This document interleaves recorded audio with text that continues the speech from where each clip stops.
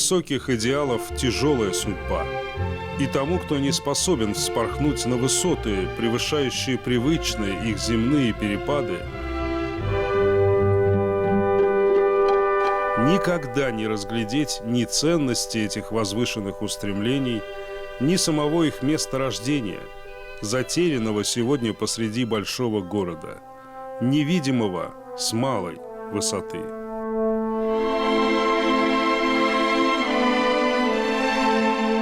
Здесь, на пересечении улиц Профсоюзной Мусы Джалиля, за пустующими теперь фабричными корпусами стоит изрядно потрепанный, но не утраченный символ времени. Дом купца Михляева.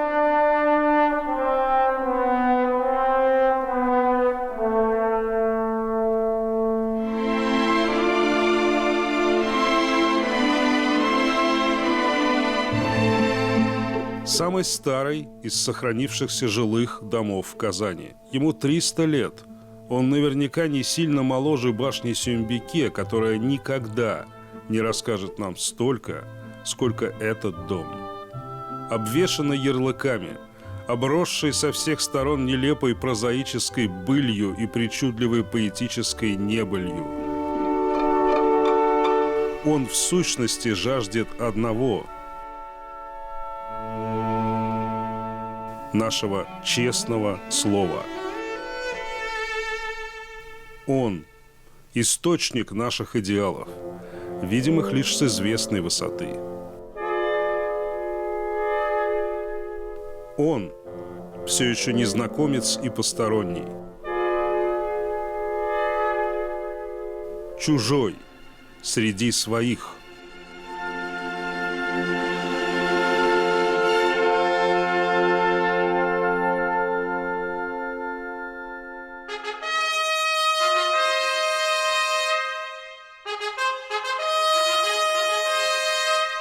Ярлыки – это самое долговечное средство от правды.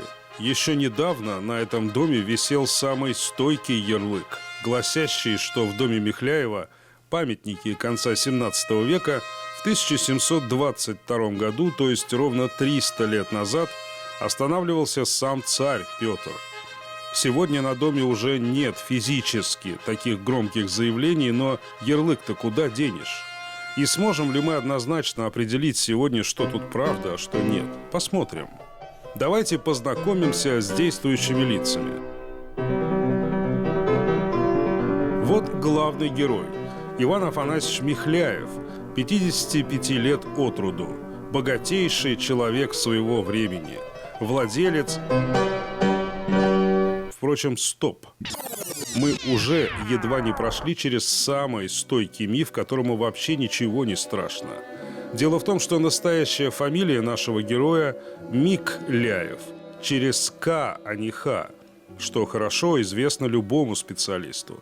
Сохранилось множество свидетельств тому. В Национальном музее республики, например, есть вот эта чаша Потир, подарок Михляева собору, на которой ясно читается его настоящая фамилия через «К», а не «Х», Микляев. То же самое и во всех документах. Но время делает из звонких глухих, из гласных согласных, и мы покорно согласимся, что привычнее Михляев теперь. Так и будем называть нашего героя. Итак, Иван Афанасьевич, облика которого мы не знаем, так что тут уж мы врем точно, не имея других вариантов. Знаменитый казанский купец и промышленник, вероятно, из крестьян, выбившихся в люди. Торговля пушниной, салом, пряжей, сукном, шерстью, кожевенные, винокуренные заводы, суконная фабрика. Одним словом, олигарх на 1722 год.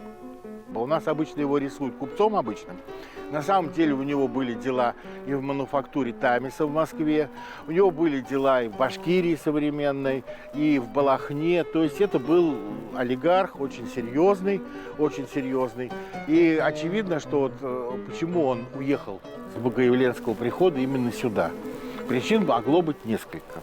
Значит, во-первых, жить на Булаке, а он жил на Булаке в это время, прямо на берегу Булака, те времена было очень некомфортно, потому что, по воспоминаниям современников, на Булаке так воняло органикой, что люди старались лишний раз не открывать окон, и это было нормой.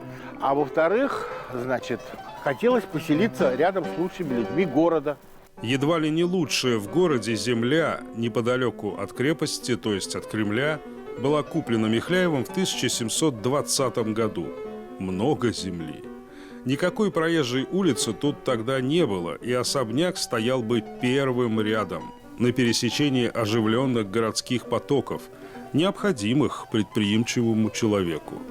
Какое-то представление об этом месте нам могут дать только уже более поздние гравюры 1763 и 1779 года. Вот он, дом Михляева. Он хорошо виден и издали, на холме. Подчеркивает высокое положение хозяина дома. Отсюда, вот с второго этажа Михляевского дома, открывался прекрасный вид на Волжские просторы. Не будем забывать о том, что Казань была в массе своей одно-двухэтажной, ну, за исключением церквей. И здесь рельеф был иной, честно говоря. То есть сегодня все сглажено, а тут был склон, западный склон Воскресенского увала, и появился этот дом. Дом – это предмет наших дальнейших изысканий. Сейчас же о том, что вокруг него. Все-таки то, что выросло из этой земли в начале XVIII века, величественный собор Петра и Павла, имеет куда большую известность, чем сам дом его создателя.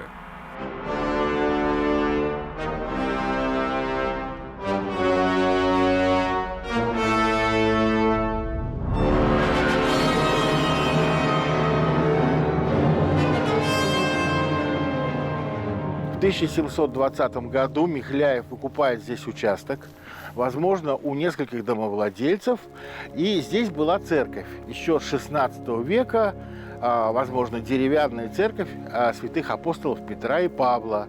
И Михляев решает обновить церковь, ну и со свойственным ему размахом. К своим 50 годам начал задумываться о вечном. Деньги с собой в могилу не унесешь, а за годы грехов накопилось столько, что мама, не горюй. Естественно, тут несколькими церквями, которые он построил в свое время в русских халатах, там и еще в Балахне, перед Господом Богом не оправдаешься. Тут нужно нечто такое воздвигнуть, чтобы купола до небес. Кстати говоря, в этом Иван Афанасьевич вообще ничем не отличается от многих своих коллег по предпринимательскому цеху. Современный. Ну, о чем и речь, конечно. Петропавловский собор не обязан своим именем русскому самодержцу и назван в честь старенького прихода Петра и Павла, который, как мы уже сказали, стоял на этом месте с XVI века. Если бы в 1722 году Петр вдруг и оказался бы здесь, то взору его предстала бы строительная площадка на уровне фундамента будущего собора и не более. Так что происходящее на экране просьба считать красивой легендой, которая гласит, что царю якобы собор был показан неким единым ансамблем с построенным уже домом и площадью у входа и в тот, и в другой. В действительности собор был достроен лишь после смерти Петра в 1726 году.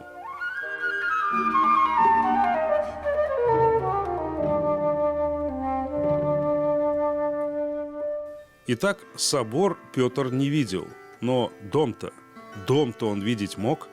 Была ли вот эта встреча в истории?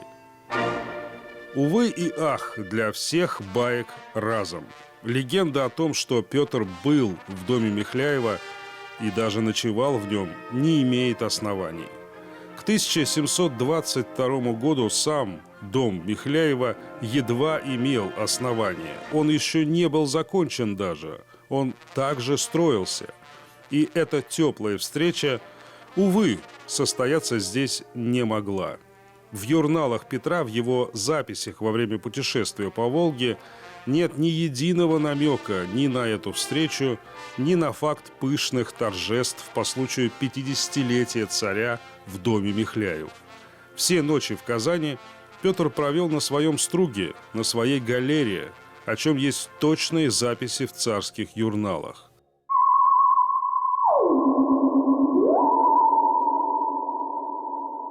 Они, несомненно, виделись, но не здесь. Их первая встреча была, скорее всего, в крепости, в Кремле, а вторая вот здесь, в Суконной Слободе. Вы чувствуете запах истории? На нынешней улице Петербургской, где стояли тогда так необходимые Петру кожевенные и суконные заводы.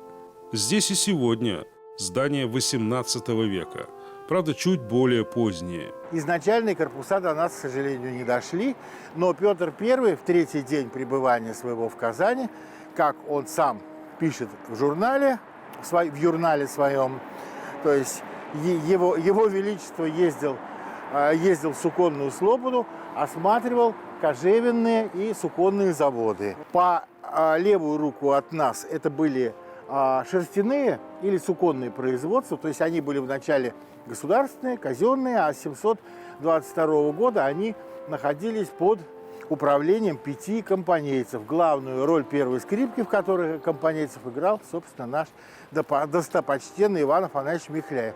Так где же были кожевенные заводы? А тут секрета нет. Где Петр I был? Кожевенные заводы находились точно на месте технопарка. И, соответственно, здесь, захватанные руками, мы видим дату 1753 год. Да. 1, 7, 5, 3 год. Да, год, да. Очень сложно прочитать, что Да, дальше. да. Ну, тут вот сукно, фабрика фабрики. видно, да.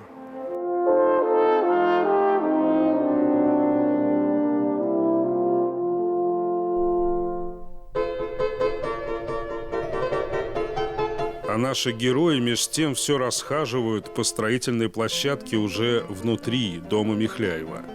Они вымышленные герои. Они ходят там, где им хочется. Им можно. Это неуправляемо.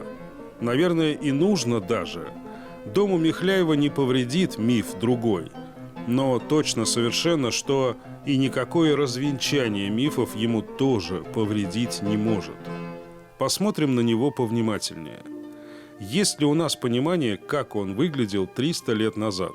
Есть. Любой посетитель Национального музея видел этот дом.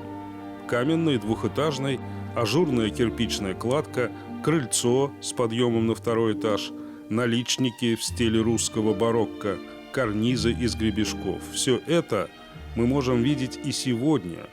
Ладно и крепко собранный дом оказался очень стоек к 3 столетиям потрясений. И это учитывая то, что последние сотни лет потрепало его немало. Гостиница, харчевни, чайная, склады, производственные цеха в аварийном, нежилом доме вплоть до недавнего времени.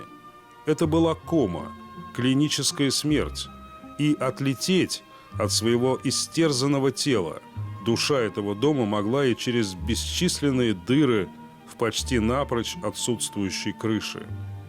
Иван Афанасьевич, упокоенный тут рядом, в колокольне собора, мы надеемся, не видел столь нецелевого расходования его средств и столь медленного угасания даже искры надежды на возрождение дома. У высоких идеалов тяжелая судьба, но природа изредка рождает и хранителей наследия, таких как Олеся Балтусова. Во многом благодаря ей последние 10 лет дом жил надеждой. Он был освобожден от нежеланных гостей, заколочен, законсервирован, душа его вернулась на место. Крыша на нем наконец появилась, и все эти годы шел долгий процесс реанимации дома. 17 октября 22 года пришла новость, которую ждали много лет. В доме будет реставрация. Будет уже совсем скоро. Поскольку я этим объектом много лет занимаюсь, он мне уже стал как родной человек, старый дедушка дом такой опекаемый. Я, конечно, пытаюсь каждый раз его встроить то в какую-нибудь программу, поставить в очередь на реставрацию. И вот, наконец-то, на этой неделе это удалось получить согласование президента республики, и мы ставим его в очередь. Именно вот в его этапности начинается вторая очередь – это реставрация. Новость эта, как и сам дом, для общественности оказалась новостью второго ряда. Для хранителей этот день исторический, долгожданный лучик света в этом темном царстве.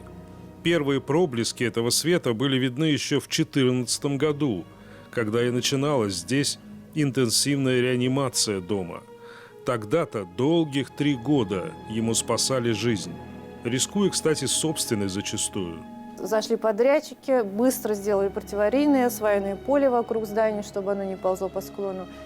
И вот дальше уже делали инъектирование внутри стен, здесь ставили каркас. Это уже 14, 15, 16 годы ушли. И так некоторые здания, они десятилетиями реставрируются. И это как раз тот случай, что... Вообще сам факт того, что мы с вами здесь сегодня ходим, уже чудо. Мы не смогли бы себе этого позволить несколько лет назад. Просто бы не пустили, мы бы с вами сами не пошли, потому что можно не выйти отсюда просто. Ну да, сейчас он уже укреплен, полностью законсервирован, и мы ждем следующего этапа – это реставрация. Да, и здесь именно мы видим, что главная операция действительно состоялась. Вот посмотрите наверх, вот эти точечки, это все проинъецировано сейчас. Здесь сейчас нет диагональных трещин, которые шли. Мы сюда заходили, вот здесь вот видели везде вот такие диагональные трещины в каждом помещении были. Сейчас все зафиксировано, а поскольку везде по периметру здания свайное поле сделано, около 60 свай сюда прямо вбито, да, то есть это очень дорогостоящие тоже были работы. То есть дом больше не ползет по холму. Мы почему били тревогу столько лет? Мы приходили там в 2008 году, в 2010 году. Каждый год приходишь, и трещина больше. Приходишь, она еще больше. И это уже совершенно нас всех пугало.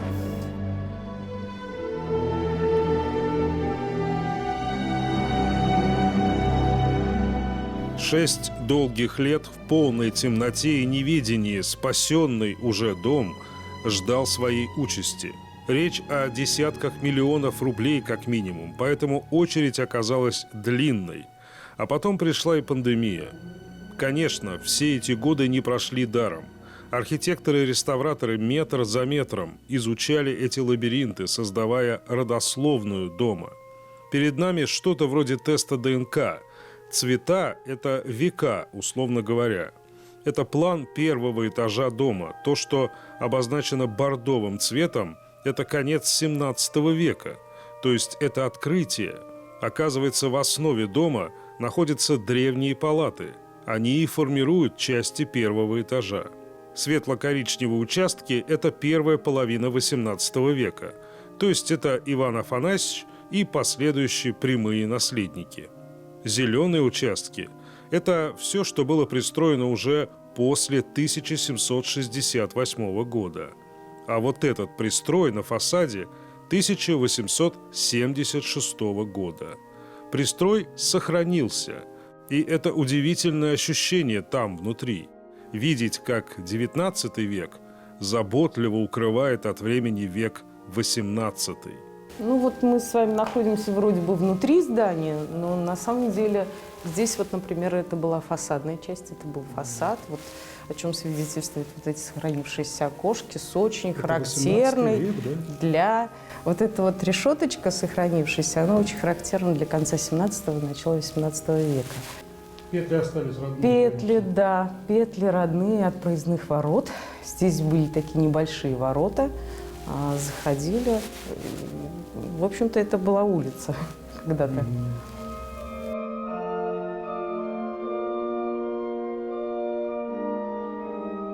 Это сталактиты, так называемые, 18 века. 18 века, да, мы их можем видеть там на фасаде, а часть здесь, внутри здания, мы сейчас с вами стоим перед древним фасадом, который очутился внутри. Это вообще замечательная вещь. На самом деле толстые стены, чтобы их скрепить между собой, по сути, это армирование стены. Это мощные металлические кованые тяжи, которые пронизывают внутри стены и соединяются вот таким образом. Вообще это ковка, древняя часть XVIII века. Вот это место больше всего перестраивалось. Здесь всегда была входная группа, всегда была лестница. Но лестница меняла свое направление то направо, то налево. Это в зависимости от функций, которые здесь были. Но вот в процессе исследований нам удалось обнаружить вот наиболее древний фрагмент лестницы. Вот здесь вот, да, налево. Да, это видно сразу.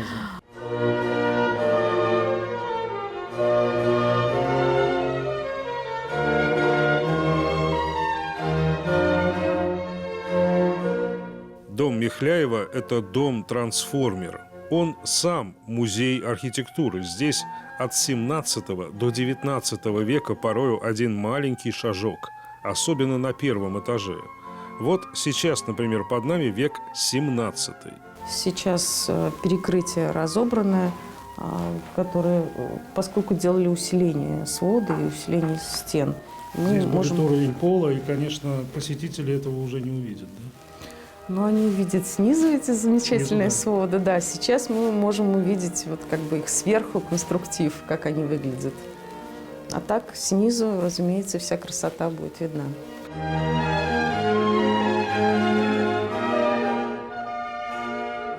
Все, что мы видели, конечно, будет сохранено и предстанет вскоре в своем лучшем виде.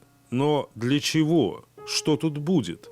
На этот вопрос ответ найден еще 10 лет назад. Дом Михляева передан Музею изобразительных искусств Республики, и специалисты музея вместе с архитекторами и исследователями дома разработали проект приспособления. Это выставочное и образовательное пространство «Ремесленная мастерская» для детей и взрослых. Идеальный вариант для дома, который требует особого к себе отношения. Изначально идея создания вот такого ремесленного центра детского и юношеского, она принадлежит музею ЗО. Понятно, что какие-то сложные технологические процессы здесь невозможны. Там кузница, которая связана с огнем или с вибрацией, это все мы отмели. А мастерские, это может быть книгопечатание, витражная мастерская, это может быть гончарная небольшая мастерская. На этой предварительной реконструкции варианта фасада нет пристроя XIX века, но в окончательном варианте он все-таки есть. И вот в таком виде и предстанет вскоре дом Михляева перед посетителями. Дом вместе с собором может стать одной из главных жемчужин нового туристического маршрута. Мы с вами будем его первооткрывателями сегодня практически.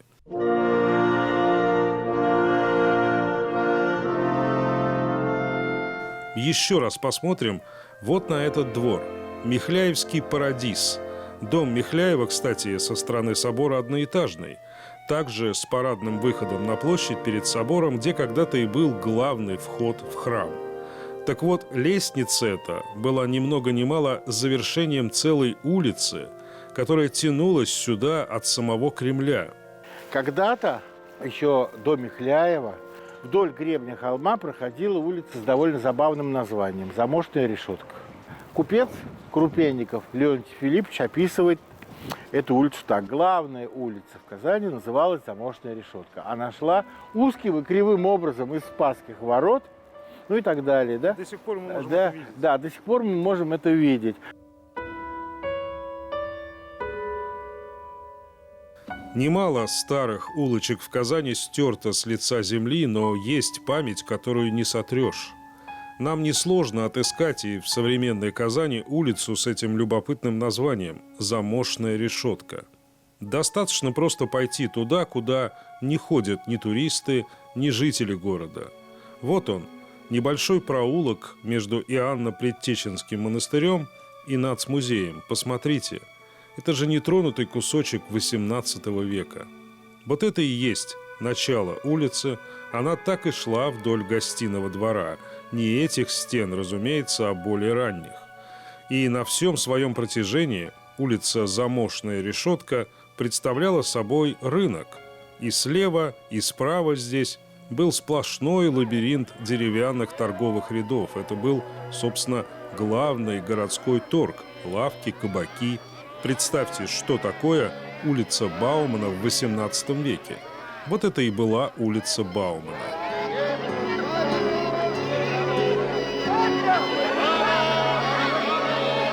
Да, но почему же такое название смешное? Замошная решетка. С этим проще некуда. Вот здесь, на этом месте примерно стояла арка тюремного двора. Она была закрыта решеткой. Вот и все. Кстати, в 1773 году сидел в этом каземате сам Емельян Пугачев.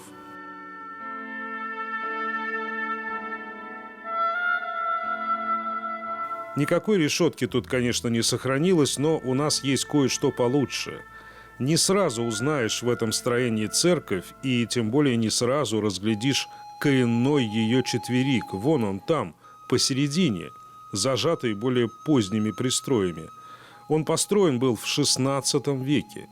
Это Николо-Гостинодворская церковь, единственная из сохранившихся в Казани посадских строений XVI века. Ее верхние ярусы были разобраны в 20-х годах XX века, но у нас остались фотографии. Вот это 1890 год. Здесь во всей своей красе и улица Замошная решетка, и церковь. Она, кстати, действующая сегодня. Но туристические маршруты обходят это место стороной. Не мудрено. Запустение.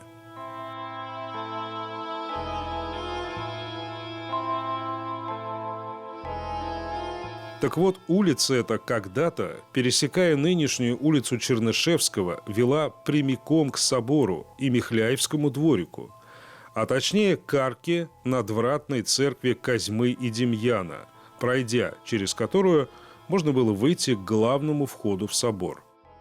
Сильно утонувшая в земле эта церковь существует и сегодня. Она старше и собора, и дома Михляева. Она последний кусочек мозаики Михляевского рая XVIII века, единого архитектурного комплекса, который в будущем может стать и единым туристическим маршрутом. Церковь Козьмы и Демьяна также ждет реставрация. Сейчас этот весь комплекс передан в собственность епархии Казанской. Они занимаются проектом реставрации. Сейчас уже рассматривается первый этап на противоаварийные работы. И надеюсь, что мы успеем сейчас вовремя начать, чтобы все работы вести в комплексе с вторым этапом реставрации Михляева. Этот квартал, ограниченный Чернышевского, профсоюзной, Кремлевской и Мусы-Джалиля, это, по сути дела, уникальный островок Казани XVIII века. Больше в нынешней Казани такого не найдете. С одной стороны, вроде грустная судьба, а с другой стороны, какой еще из домов может похвастаться, что простоял 300 лет и еще есть перспектива.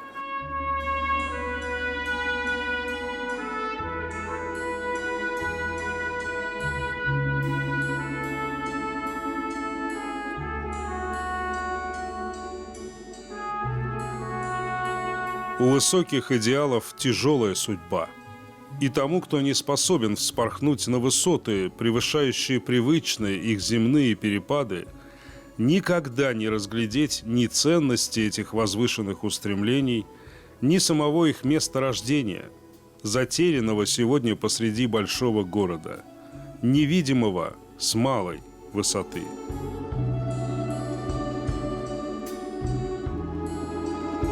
Но легенды слагают лишь о героях, воспаривших на небывалые высоты, нашедших это редкое соединение чего-то вечного и временного, оставивших нам хоть что-то после себя.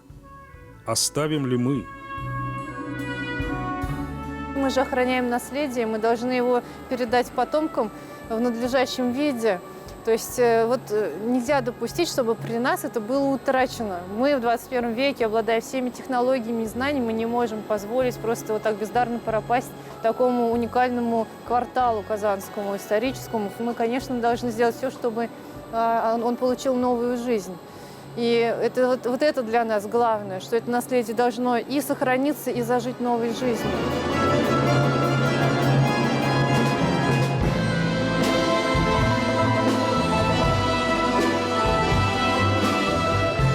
Можно быть человеком, но можно быть человеком в большей или меньшей степени. Лишь так, соединяя древние постройки, прокладывая новые пути и смыслы, наверное, мы и можем отыскать то, что нам завещали. Нет ничего чужого, как нет ничего своего. Есть лишь тонкая ниточка между вечным и временным.